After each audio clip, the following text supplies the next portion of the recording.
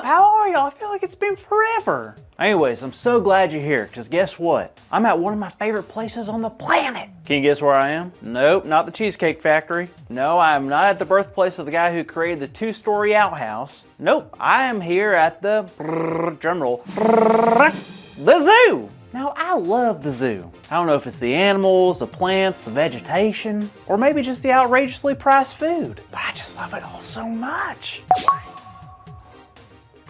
No, this can't be happening. Y'all have just been notified that my ticket to the zoo has been canceled. Apparently the card I used to pay was declined. They took my ticket away. I don't know how this is possible. I mean, this is my card. Why wouldn't they accept this? They're saying I can't pay for a ticket and food? What is this world coming to if you can't pay admission to a zoo with some McDonald's? And now what am I gonna do? I guess I'll just go home. Hey, Andrew? Hey, Carl.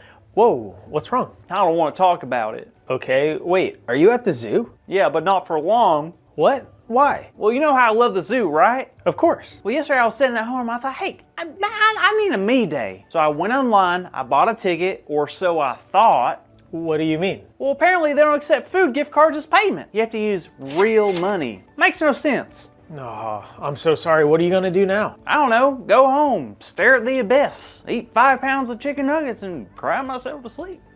Well, don't do that. Why not? Carl, you've never been one to give up. You're kind of like Daniel in that way.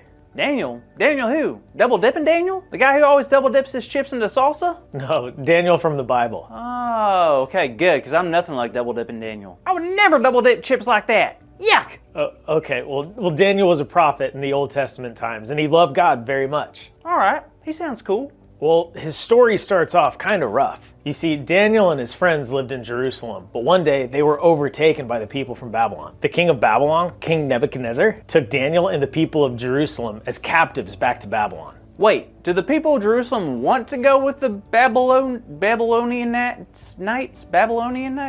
The people Babylon? Babylonians? The Babylon people. No, the Babylonians took them as their slaves. Babylon was much different than the place that they were used to. It definitely wasn't home. One of the biggest differences was the way that the Babylonians worshiped and who they worshiped. Oh no, that's terrible. It was, but the king had a plan for Daniel and his friends. You see, King Nebuchadnezzar asked one of his chiefs to find some men who would be fit to work at his palace. And that chief picked Daniel and 3 other men, Shadrach, Meshach, and Abednego. Oh, well, that's kind of nice. Did they get any special perks with their new job? Sort of. They were going to be given food from the king's table to eat. Whoa, they get to eat the king's food? That's great. I bet you he only eats the best of everything, like fancy mac and cheese with gold in it or something. Well, that's the thing. Daniel and the guys didn't want to eat the king's food. Are they out of their minds? Why would they turn down the finest meals you can find in the whole kingdom? And wouldn't that have been like an insult to the king to like reject his food? Yeah, for sure. But the 4 friends chose to not eat the king's food because they knew it would go against their commitment to God.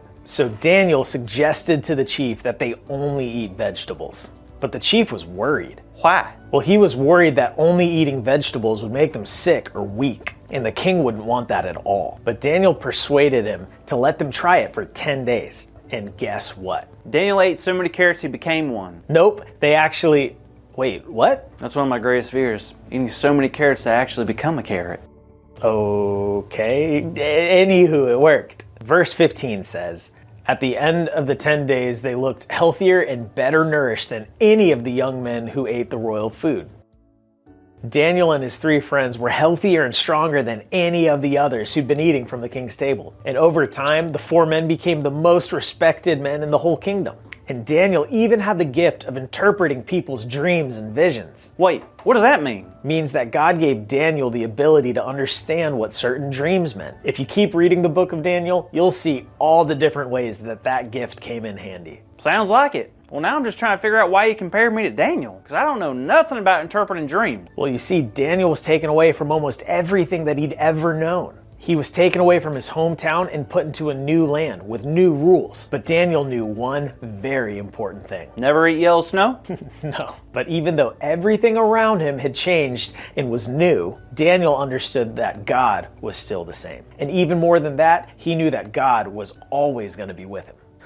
I guess you're right. Well, that's tough. It would be hard to not just, I don't know, give up. It would be, but Daniel's faith gave him strength to carry on. And not only that, but stand up for what he knew was right. For example, he was in no position to be denying the king's food, but he knew that in order for him to still honor God, he couldn't eat it. And look how it turned out. Because Daniel chose not to give up, but carry on, he became one of the king's most trusted servants. I bet you this isn't the end of Daniel's story, is it? Not by a long shot, but we'll get to that later. Now, about the zoo. I know.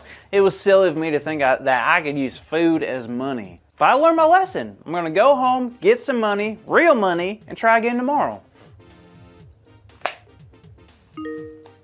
Andrew, you just sent me 20 bucks. Silly. I'll send it back. No, Carl, that's for you to get into the zoo. Wait, really? Carl, it's fine. I don't want you to give up today. And plus, there's nothing wrong with asking for help now and again. That's the sweetest thing in the world. Thank you. I will never forget this. Seriously, I will never forget what you just did for me. No problem. Happy to do it. Do what? The money for the zoo that I just... Just kidding. Thanks, Andrew.